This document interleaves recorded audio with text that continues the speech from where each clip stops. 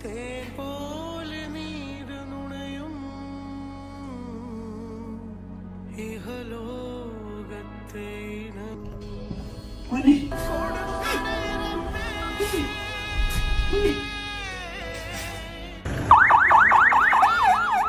മോശം സ്വഭാവം കാരണം അവൾ ഒരുപാട് വിഷമിച്ചിരുന്നു. എന്നാലോ ഞാൻ ഇന്നൊരുപാട് മാറി. പക്ഷേ ആ മാറ്റങ്ങൾ കാണാൻ അവൾ ഇന്നില്ല.